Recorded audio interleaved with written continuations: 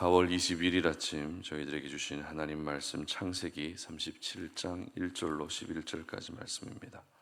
야곱이 가나안 땅 곧 그의 아버지가 거류하던 땅에 거주하였으니 야곱의 족보는 이러하니라. 요셉이 17세의 소년으로서 그의 형들과 함께 양을 칠 때에 그의 아버지의 아내들 빌하와 실바의 아들들과 더불어 함께 있었더니 그가 그들의 잘못을 아버지에게 말하더라. 요셉은 노년에 얻은 아들이므로 이스라엘이 여러 아들들보다 그를 더 사랑하므로 그를 위하여 채색 옷을 지었더니 그의 형들이 아버지가 형들보다 그를 더 사랑함을 보고 그를 미워하여 그에게 편안하게 말할 수 없었더라. 요셉이 꿈을 꾸고 자기 형들에게 말하매 그들이 그를 더욱 미워하였더라. 요셉이 그들에게 이르되 청하건대 내가 꾼 꿈을 들으시오. 우리가 밭에서 곡식단을 묶더니 내 단은 일어서고 당신들의 단은 내 단을 둘러서서 절하더이다. 그의 형들이 그에게 이르되 네가 참으로 우리의 왕이 되겠느냐 참으로 우리를 다스리게 되겠느냐 하고 그의 꿈과 그의 말로 말미암아 그를 더욱 미워하더니 요셉이 다시 꿈을 꾸고 그의 형들에게 말하여 이르되 내가 또 꿈을 꾼즉 해와 달과 열한 별이 내게 절하더이다 하니라. 그가 그의 꿈을 아버지와 형들에게 말하매 아버지가 그를 꾸짖고 그에게 이르되 네가 꾼 꿈이 무엇이냐 나와 내 어머니와 내 형들이 참으로 가서 땅에 엎드려 내게 절하겠느냐. 그의 형들은 시기하되 그의 아버지는 그 말을 간직해 두었더라. 아멘. 왜 미워하면 안 되는가? 라는 제목으로 오늘 아침 말씀 전합니다. 여러분 누군가를 미워해 보신 적 있으실 겁니다. 상대방의 행동을 보면서 미워하게 되고 또 상대방이 하는 말을 들으면서 또 미워할 수도 있겠죠. 더 심한 경우는 그냥 그 사람 자체가 미워질 때가 있습니다. 그래서 이 미움이라는 안경을 쓰고 사람을 보게 되면 똑똑한 사람은 잘난 척하는 사람으로 보이고 착한 사람은 어리숙한 사람으로 보이고 얌전한 사람은 소극적인 사람으로 보이고 활력 있는 사람은 까부는 사람으로 보이고 잘 웃는 사람은 실없는 사람으로 보이고 예의 바른 사람은 얄미운 사람으로 보이고 듬직한 사람은 미련하게 보일 정도로 이 미움이라는 안경은 절대 쓰지 말아야 될 안경인 것 같습니다. 오늘부터 저희들은 요셉의 이야기를 묵상하려고 합니다. 그런데 아브라함과 이삭과 야곱으로 이어진 언약은 야곱의 넷째 아들 유다를 통해서 이어지게 되고 이 혈통을 따라서 예수님이 태어나시게 됩니다. 그런데 요셉은 야곱의 11번째 아들로서 예수님이 태어나실 혈통이 아닙니다. 그럼에도 불구하고 성경이 이렇게 요셉의 이야기를 구체적으로 기록하고 있는 이유는 요셉은 비록 왕권의 축복은 받지 못했지만 번성케 되는 축복을 받은 사람으로서 최초 아담으로부터 시작된 그 언약이 요셉을 통해서도 이루어졌다라는 것을 보여주기 위해서였습니다.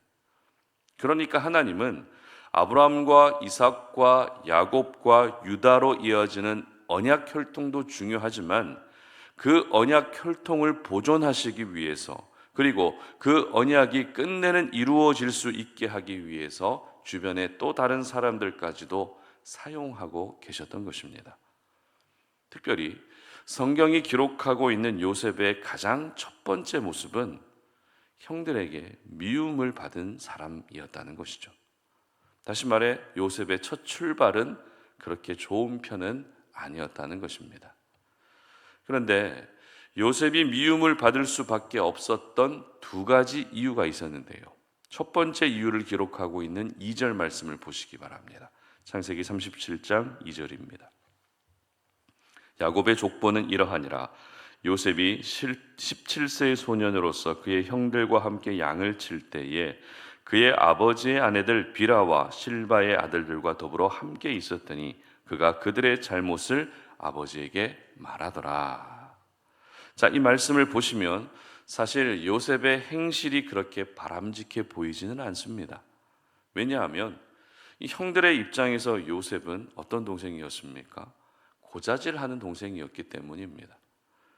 저도 두 아이가 있는데 이 두 아이를 보면 서로의 허물을 덮어주기보다도 잘못한 것을 서로 일러 바칠 때가 더 많습니다. 그러면 오빠는 동생한테 화가 나고 동생은 오빠한테 화가 나는 것이죠. 형제들의 갈등은 바로 이와 같은 사소한 부분에서 항상 시작되는 것 같습니다. 따라서 요셉이 형들에게 미움받는 것은 요셉의 행실을 본다면 당연할 수밖에 없었던 것 같습니다. 하지만 형들의 입장에서는 요셉이 고자질하는 동생이었지만 아버지 야곱의 입장은 어땠을까요? 형들의 잘못을 그때그때 착실하게 보고해주는 그런 아들이었을 겁니다. 그렇기 때문에 야곱은 요셉을 다른 아들보다 더욱 특별하게 여길 수밖에 없었겠죠. 오늘 본문 3절 말씀 보시기 바랍니다.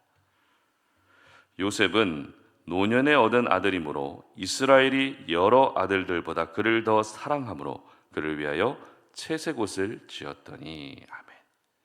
야곱이 요셉을 다른 아들보다 더 사랑했다는 것, 이것이 바로 요셉이 형제들에게 미움받았던 두 번째 이유였습니다.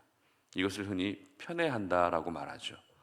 특별히 요셉을 편애하는 야곱의 마음이 채색옷을 지어 입힐 정도로 두드러지게 나타납니다. 당시 남자들은 일하기 쉬운 민소매로 된 이 무릎까지 내려오는 원피스 같은 옷을 주로 많이 입었습니다. 다시 말해 야곱은 다른 아들들은 일하는 사람으로 여겼지만 요셉은 어떻습니까?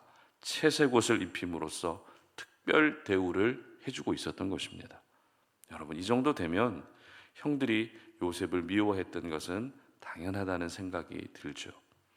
요셉 본인도 고자질쟁이고 아버지 야곱도 요셉을 편애했던 이 집안의 분위기가 결국 요셉이 미움받게 되는 일로 이어지고 말았던 것입니다. 그런데 야곱이 요셉을 편애했던 것처럼 과거에 야곱도 역시 어머니 리브가에게 편애를 받고 자랐다는 것입니다. 이삭은 에서를 편애했고 리브가는 야곱을 편애하는 이 건강하지 않은 집안의 분위기가 결국 가족들 간에 속고 속이는 사건으로 이어졌다는 것을 저희들은 이미 살펴본 바 있습니다. 그러므로 오늘 본문을 묵상하면서 자녀를 편애하는 일은 절대 없으시기를 바랍니다. 모든 자녀는 하나님이 주신 기업이고 상급입니다. 그러므로 자녀들에게 똑같은 사랑과 관심으로 대할 수 있었으면 좋겠습니다. 그리고 요셉처럼 형제들 사이에서 잘못한 것을 다 일러 바치는 그런 얄미운 행동도 여러분 절대 하지 않으셨으면 좋겠습니다. 이처럼 이와 같은 이유로 요셉은 형들에게 미움을 받게 됩니다. 그런데 오늘 본문을 잘 보시면 요셉을 미워하는 형들의 마음이 점점 더 심해지는 것을 볼 수 있습니다. 앞서 살펴본 것처럼 요셉은 고자질쟁이였습니다. 그리고 그런 요셉을 야곱이 편애하는 바람에 요셉을 향한 미움이 시작됐습니다. 그리고 이 미움의 감정이 어떻게 되는가 하면 5절 말씀 보시기 바랍니다. 요셉이 꿈을 꾸고 자기 형들에게 말하며 그들이 그를 더욱 미워하였더라. 요셉이 꿈 이야기를 형들에게 하자 더욱 미워하게 됐다는 것입니다. 단순하게 미워했던 감정이 더욱 미워하게 됩니다. 그리고 8절 보시기 바랍니다. 그의 형들이 그에게 이르되 네가 참으로 우리의 왕이 되겠느냐, 참으로 우리를 다스리겠느냐 하고 그의 꿈과 그의 말로 말미암아 그를 더욱 미워하더니. 형들의 곡식단이 요셉의 곡식단을 둘러서서 절을 했다는 이 구체적인 꿈 이야기를 들려주자 요셉을 향한 미움의 감정이 이전보다 더 심해졌다는 것입니다. 이처럼 요셉을 미워하는 마음이 3단계에 걸쳐서 점점 더 심해지고 있었던 것입니다. 그리고 3단계에 걸쳐 최고점에 이른 미움의 감정은 요셉을 시기하는 모습으로 나타났고 그 후에는 요셉을 죽이고 싶어하는 마음으로까지 커지게 됩니다. 오늘 본문은 요셉의 관점으로 묵상할 수도 있고 아니면 야곱의 관점으로 묵상할 수도 있습니다. 그러나 오늘 저희들은 형들의 관점으로 본문을 묵상하려고 합니다. 형들의 관점으로 오늘 본문을 묵상하게 되면 지금의 상황이나 모든 정황은 분명 요셉을 미워할 수밖에 없는 상황임에 틀림없습니다. 하지만 그렇다고 해서 미움의 감정을 갖기 시작하면 그 미움의 감정은 꼬리에 꼬리를 물게 되고 자기 자신도 감당이 안 되는 판단으로 이어지게 된다는 것을 오늘 이 아침에 절대 잊으시면 안 됩니다. 성경에 미워한다는 단어는 단순히 그 사람이 싫다 이런 의미가 아니라 증오한다는 의미입니다. 다시 말해 하나부터 열까지 다 싫기 때문에 그 사람을 쳐다보기도 싫고 눈앞에서 사라져 버렸으면 하는 마음이 성경에서 기록된 미워한다는 단어의 원래 뜻입니다. 이렇게 싫어하고 이렇게 증오하는데 그 마음이, 그 미움이 어떻게 좋은 방향으로 바뀌어져 갈 수 있겠습니까? 사람이라는 존재는 뛰다가 힘들면 걷고 싶고 걷다가 힘들면 앉고 싶고 앉아 있으면 또 눕고 싶은 것이 모든 사람의 마음입니다. 따라서 이 미움이라는 감정이 한번 자리 잡기 시작하면 그 미움은 도무지 통제가 되지 않는 더 심한 미움과 시기와 살인으로까지 이어지게 되는 것입니다. 살아가다 보면 누군가를 미워하고 싶을 때가 분명히 있습니다. 하지만 사람이기 때문에 미워할 수 있는 것 아니겠냐고 자기 스스로를 합리화하기 시작하면 그 미움은 더 심한 미움으로 이어지게 된다는 것을 여러분 꼭 기억하셨으면 좋겠습니다. 모든 사람들을 사랑하면 제일 좋겠지만 사실 그게 잘 안 됩니다. 그러면 적어도 미워하지는 않아야 되지 않겠습니까? 미움의 감정은 내 영혼에 결코 유익이 되지 않는 그런 감정이기 때문에 이 미움의 감정만큼은 반드시 우리가 끊어낼 수 있어야 되는 것입니다. 특별히 우리가 지금 계속 창세기 말씀을 묵상하고 있는데요, 가인이 동생 아벨을 미워한 사건, 에서가 또 동생 야곱을 미워한 사건, 그리고 형들이 동생 요셉을 미워한 사건은 공통적으로 가정 안에서 가족들 사이에 일어난 일들입니다. 가정 안에 이와 같은 사건이 일어났다는 것이 좀처럼 쉽게 받아들여질 수 없겠지만 또 한편으로는 가정 안에 이런 미움의 감정이 가장 쉽게 침투해 들어올 수 있다는 것을 우리에게 보여주고 있는 것입니다. 그러므로 미움의 감정 때문에 가정이 깨지고 가정이 무너지는 일이 절대 없으시기를 바랍니다. 그리고 더 나아가 교회와 직장과 그리고 내가 만나는 모든 사람들을 대해서도 미움의 감정이 틈타지 않도록 여러분의 마음을 잘 지켜나갈 수 있었으면 좋겠습니다.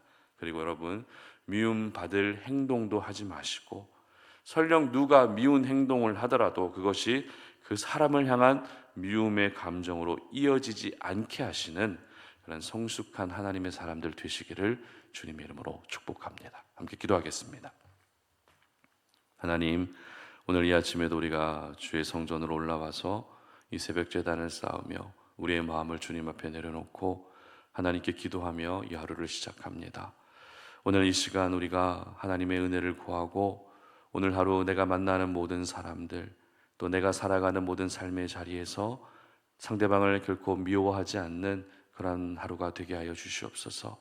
상대방의 행동을 보고 말을 보고 아니면 그 사람 그 자체가 싫어서 미워하는 마음이 우리 가운데 생겨날 때가 있습니다. 그러나 이 미움의 감정이 생기게 되면 그 미움의 감정은 걷잡을 수 없는 모습으로 점점 더 변해가는 줄로 우리가 알고 있사오니 오늘 이 하루 기도하며 우리의 마음과 생각을 잘 다스려 갈 수 있게 하시고 상대방을 결코 미워하지 않는 그런 성숙한 하나님의 사람들로 살아갈 수 있도록 도와주시옵소서. 감사드리며 예수님의 이름으로 기도드립니다. 아멘.